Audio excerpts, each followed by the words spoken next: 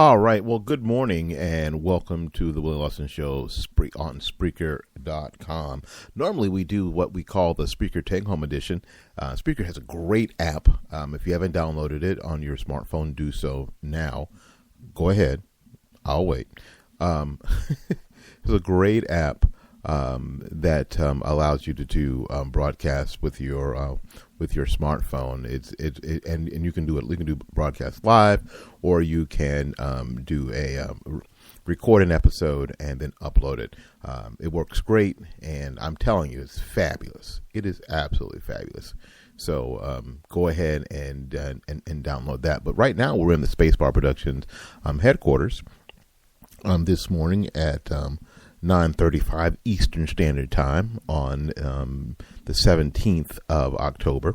We have averted the debt crisis, cliff ceiling, shutdown catastrophe that the U.S. government says that we were going to, and so did some of the echo chambers in the media. Some of the echo chambers in the media that we even consider fair and balanced, or even slightly conservative, was freaking out over this whole idea of that we would be in default, and then the world will look at us like we were deadbeats and blah blah blah blah blah. So we're going to explore the deal, and I called it the deal that struck the American public. You know, this deal was struck, but you know what? It was struck by Harry Reid and Mitch McConnell, but the deal actually struck the American public, and it struck our children. In case you didn't know, and you're on the Spacebar Production website, or you're listening on Spreaker.com, especially if you're one of my international listeners, you know, the coolest thing about Spreaker is that everybody on Spreaker who does even a modicum of broadcasts has international listeners, and that's and I'll tell you right here on Spreaker.com, that's the advantage of this over Blog Talk Radio, where we normally do our show, and our show is on hiatus right now on Blog Talk Radio, but we're still broadcasting, we're still doing what we do until the 21st. So we got a few more days to see. 4 more days, maybe 5 more days, depending on finances, and that show will be back on the air. It is interesting that I find it interesting anyway that that on Spreaker we have a more international audience, and this is, and I think this is important that we do this show to get out to the international audience exactly what's going on, because there's so much spin and there's so much nonsense. So what happened yesterday, for my international listeners as well as my domestic listeners, was that the Senate of the United States came up with a plan to get our government rolling again. Now, if you are, again, living overseas, what you don't understand is that the Constitution of the United States of America says certain things about how we spend, the government spends money, and who can spend it, and how much they can spend. So we had a couple of things going on. One of the first things that you saw, probably internationally, was that the U.S. government was shut down, and let me help you with that.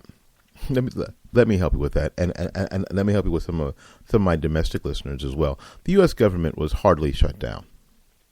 What was shut down were some national parks. We had national parks, and some national memorials were shut down unnecessarily, I might add. What you saw was some websites that were shut down. Who the hell shuts down a website to save money, or because you don't have the money to operate it? Who the hell shuts down a website? Unless you're trying to cause harm, you're trying to cause pain, you're trying to cause disruption. Who the hell shuts down a website? It's just insanity. It's just stupid. So we saw some of that, and we did see the IRS office closed. Some things that were considered non-essential But everything else, U.S. military was in operation. The FAA was in operation. So planes flew and went uninterrupted by the so-called government shutdown. The TSA, the people who do the inspections of people as they move on and off of airplanes in this country, they were on the job. TSA was on the job. FAA was on the job. The Federal Communication Commission was on the job. Otherwise, I mean, without that, you don't have censors, you don't have standards, and you can't do network television without FCC. So guess what? They were on the job, and all radio communications and all television communication and microwave communications were in full operation because FCC was on the job. You know, this whole government shutdown thing is just nonsense. I think that we talked about 17% of the government was on shutdown. And I know the big hubbub was about a lot of the people who were furloughed not getting paid. You know what? And I said this on the Willie Lawson show, and you can check the archives, and we do a thing called Spreaker. Now you can check that out. We do a Ustream show. You can check that out. You can check out the writings on Florida Dash. That it has been the practice whenever these things happen. This is not our first time, obviously, with this government shutdown stuff. Is that all the furloughed workers get their back pay, and this is no different. This is no different. The furloughed workers will, as part of the deal, will get their back pay. So they may have been inconvenienced for a couple of weeks, for sure. And it's kind of scary not to know for sure, but they should have known for sure, because that's how it always works. Deals won't get struck. You know what? You won't come out of these kind of shutdowns unless furloughed workers get their back pay, and they will. So there you go. A letter to your mortgage company. From the federal government saying, "Hey, I've been furloughed," and you deal with you deal with the company. You just deal with them. It's okay. Yeah, it's something that you didn't have to do, but you chose to work for the federal government. You chose to work for the taxpayers of the United States. So you know what? I'm sorry, you don't get special treatment. And if I may take a little rabbit trail here, you know what? There's this whole thing about, these government workers are furloughed, and it's terrible. 800,000 people furloughed. You know, we've had 20 some odd million people out of work in this country for 6 or 7 years. What about them? What was the angst about them? Why do you think, I don't understand. Government workers, federal workers, I'm sorry, you don't get to move to the front of the line because you're going to be off for a few days. And get back pay. Hell, they didn't fire you. They didn't lay you off. They didn't close the company. They didn't move the company overseas on you. You're furloughed. And you're going to go back to work and get your back pay. Stop your bitching.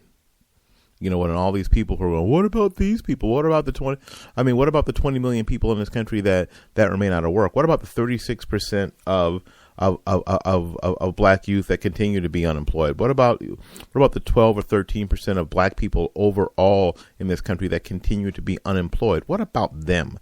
Where's the angst about them? Where's the angst about getting into those communities and developing an economic strategy by which to get people back to work? How about them?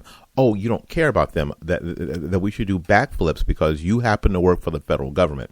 You know what? I know you have families, and I know that you have things to take care of and everything, but you don't get to move to the front of the line just because you work for the federal government. I'm sorry, you just don't. You're not better than everybody else. As a matter of fact, you're serving everybody else. Rob Thompson, the pastor of Family Harvest Church, said years ago, and I'll never forget it. You'll know that it. You know what? And before I say that, these people, act like, well, we're public servants. Okay, we're serve the public. You'll know that you have the heart. And Rob Thompson said, you'll know if you have the heart of a servant when you get treated like one. That's when you'll know. You'll know if you have the heart of a servant when you get treated like one. That's when you'll know. So I'm afraid that I didn't get all crazy because people got furloughed. there have been people, I don't know about you, but you know what, I know that I work for a company, and I was thinking about that a few minutes ago, that they quote laid a bunch of us off. Well, they got rid of our jobs. How about that? How about coming to work one day and find out that your district manager has given up your job to save money in their district. Your job went away. So I don't want to hear it. I just don't want to hear it. In any case, so those that were furloughed, folks who are listening from around the country and around the world, they are going to get their back pay. They are going to get paid for the time that they were off. So what they got was an unexpected paid vacation. Now I know it was scary because people didn't know, people don't know their history. But every single time we've had these government shutdowns, and we're talking about in the Carter administration in the 70s, there were 57 days of government shutdown. The last shutdown, and this wasn't nearly this was by 5 days, not the longest. In the Clinton administration in the December of 96, I believe, 21 days of government shutdown. It was a little easier because it was over Christmas time and where a lot of people would have been off anyway. But they got paid too. And these government workers are going to get paid as well. So, again, quit your bitching. At least you have a job. So, welcome back to work. Do your job. Shut your mouth, just like everybody else. And it's interesting because so that was part of the deal that was cut. The government will be funded until January 15th. It's a temporary bill. All these things are temporary, which is part of the problem. And we're hopefully over that amount of time, there'll be some negotiations on any number of things to cut the budget and or settle the budget. One of those things will be the Affordable Care Act.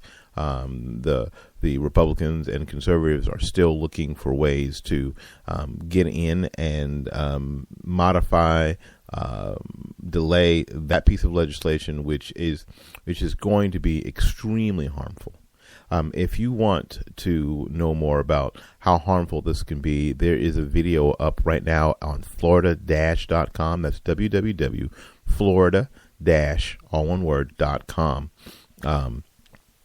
Of Senator Marco Rubio on the floor of the Senate last night,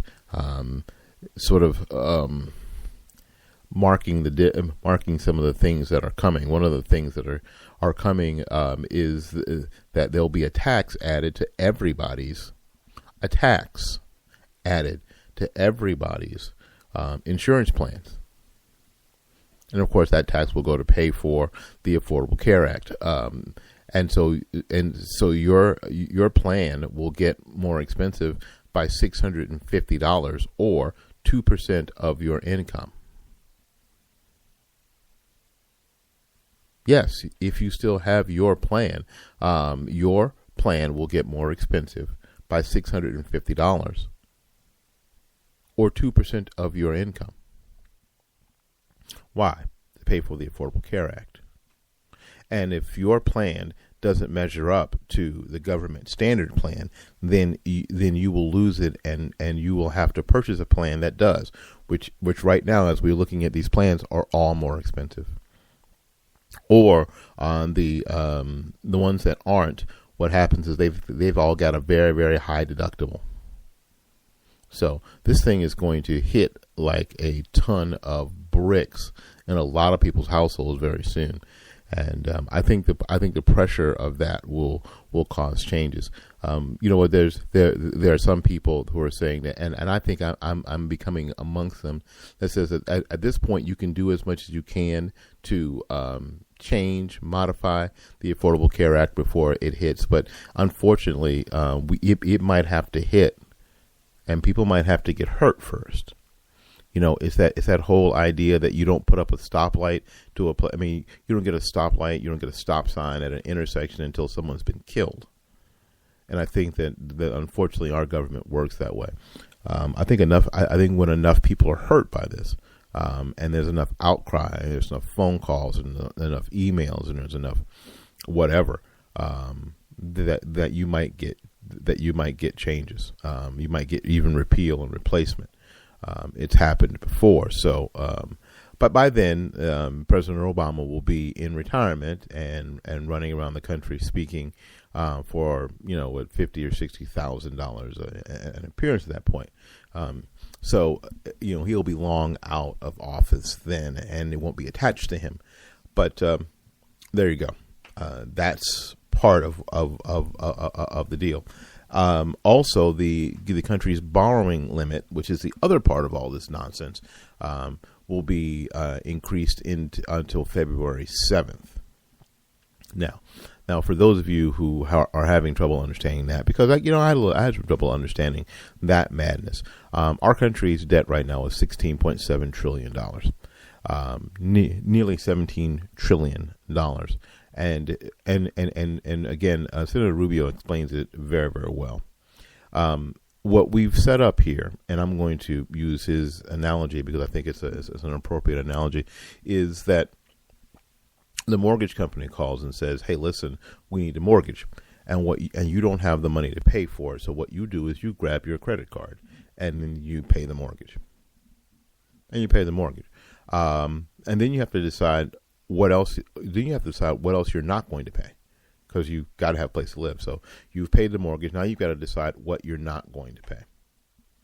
And now that payment that was $1,000 for the mortgage is going to may cost you $1,100 or $1,200 or even more as interest builds up. And you may be able to do that for a while, but at some point that's not going to work. Then what are you going to do? And all Congress did now, instead of dealing with this very, very serious problem, and let there be no doubt, this is a very serious problem. It's interesting that you'll hear from liberals now, the very same liberals who jumped up and down and screamed and yelled, including Barack Obama, including Joe Biden, about how irresponsible it was. Barack Obama said, as Senator Obama, that it showed a lack of leadership to be raising the debt ceiling. Now, this was 2006, to be raising the debt limit. It showed when George Bush was president, it showed a lack of leadership. Like I said on my other show, I agree with that, Barack Obama. It shows a lack of leadership to talk about raising the debt ceiling on, and we're talking about raising the debt ceiling on much less than $17 trillion of debt. Much less. So we're talking about $17 trillion of debt, raising the debt ceiling. That debt ceiling agreement will go to February 7th. And then we'll be back in the same boat, which is interesting. So this is this deal that they struck actually struck you and I, because it doesn't make anything one iota better. Nothing. You know what? Don't feel all relieved. Do not feel relieved that things are better now. Things aren't better. Things are every bit as horrible, and maybe worse.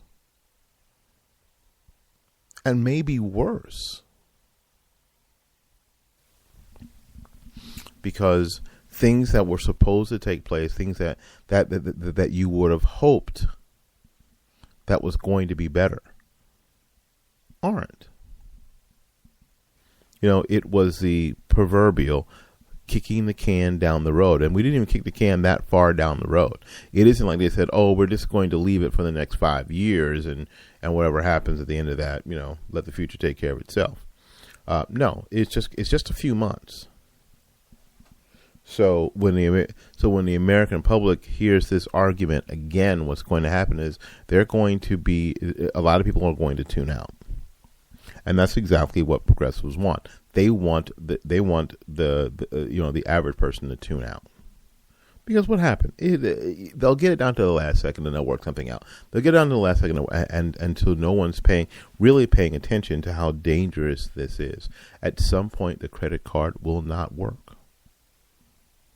And because we have not dealt with it, in a real way, in a substantive way, because we haven't dealt with it, it is going to continue to be a problem. It is going to continue to be a problem. It's not going to get any better all by itself. It can't possibly get better by itself. And at some point, it may be, and we may already be there,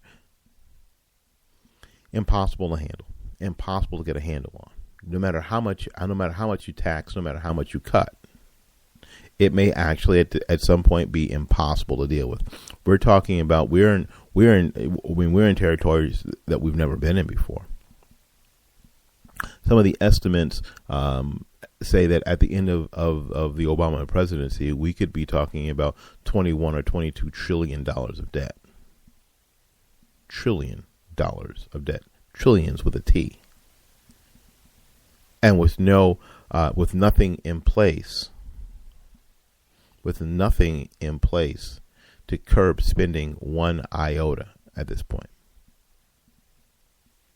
Nothing in place to curb spending. So again, so don't feel like you're okay now.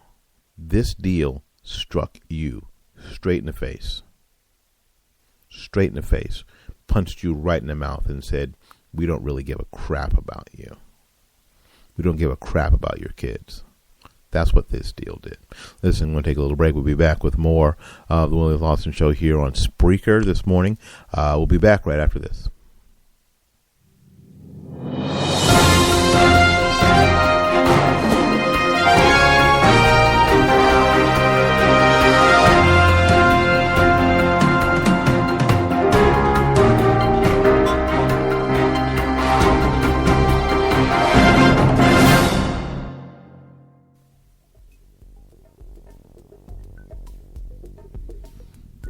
Hey, this is Willie Lawson, and I need you to do something for me. I need you right now to go to www.flightforms.com. That's www.flightforms.com.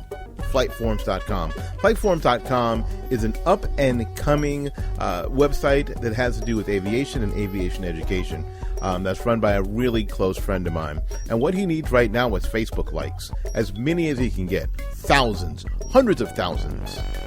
Millions. Let's get this done today. You know what? This is the power of social media. This is the power of giving and giving back. So today on our fundraising show, here's what I want you to do. Go to flightforms.com. Click like. Get your friends to do it. We'll be right back with more of the Willie Lawson Show here on Blog Talk Radio.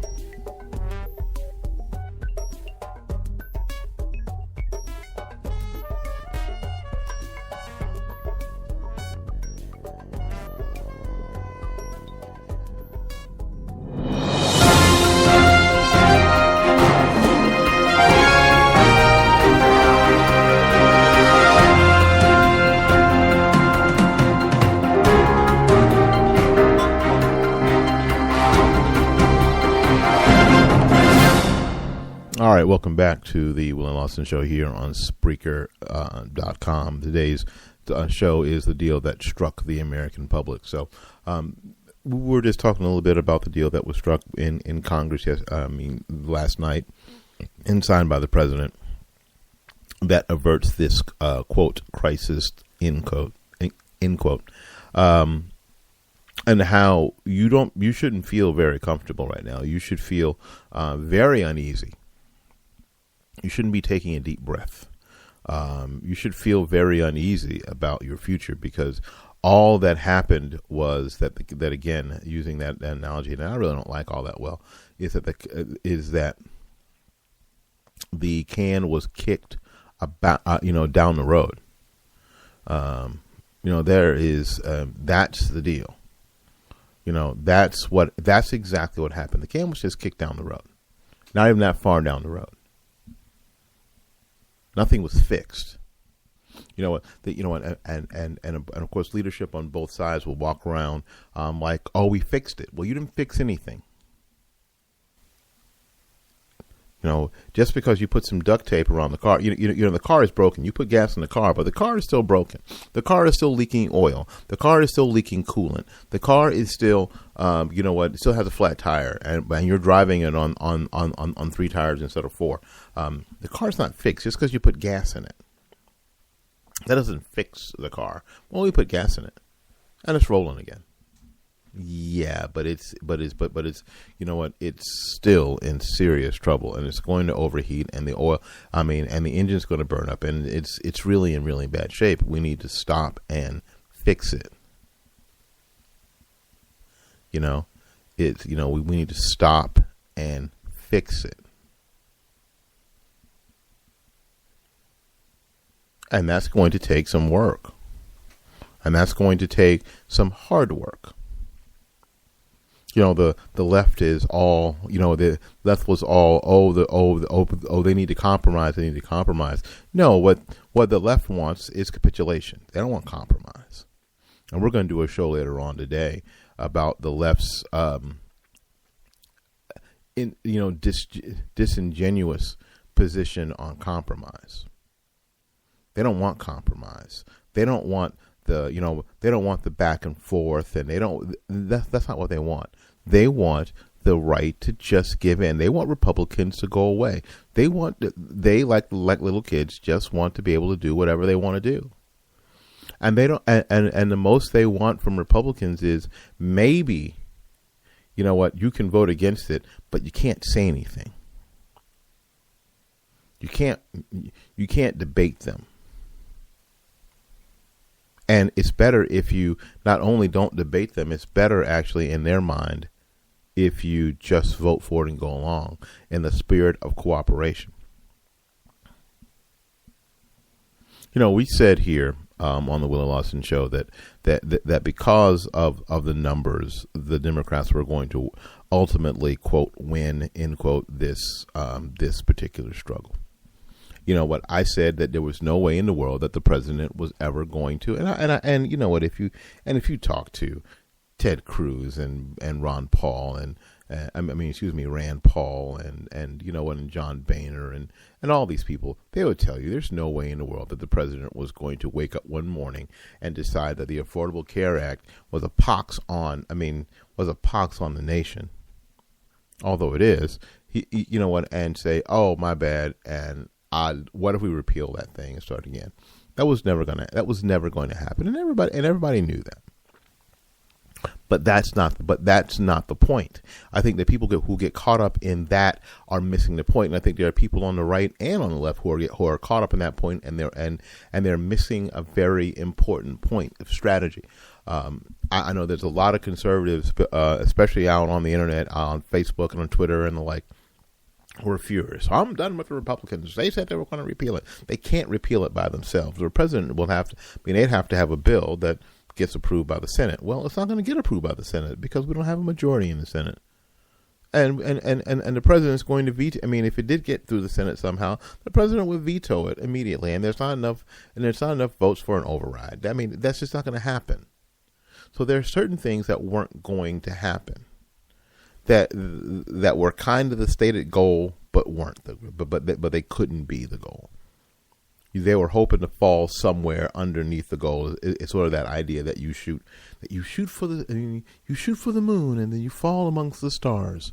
I know that's not appropriate because the stars are further out than the moon, but that's just the saying. I understand, but you get me, right? Unfortunately, they fell a little closer to Earth this time than they had hoped. The only concession I believe they got was deeper scrutiny on those people that were asking for government subsidies, and that was it, which was almost nothing. And again, because you're dealing with the majority, and the majority doesn't, the majority, they'll rule all the time, so you don't get much. And because this became personal, especially with the president, he was going to make sure that the Tea Party, or there was a Tea Party or not, the Tea Party faction wasn't going to get anything from him. That Ted Cruz or Rand Paul wasn't going to be able to walk away and say, "Hey, look, we did this. We got it delayed." Hey, they weren't going to. They were going to make sure, for political reasons, But they weren't going to have any more momentum going into 2014 than than they could prevent, and because they were in the majority, they were able to prevent the Republicans and the Tea Party caucus from having as much momentum moving into 2014 as they had hoped. And if you don't think this is about 2014, then again, you're still missing the point. And I have a lot of people who have contacted me over the past 16 hours who are just missing the point, who have no really, I'm sorry, and I mean this in the nicest way possible, no really good idea exactly what's going on here. This is about momentum moving into 2014. And then and they didn't have as much momentum moving into 2014. I think that they get another opportunity January 15th. And February 7th of 2014.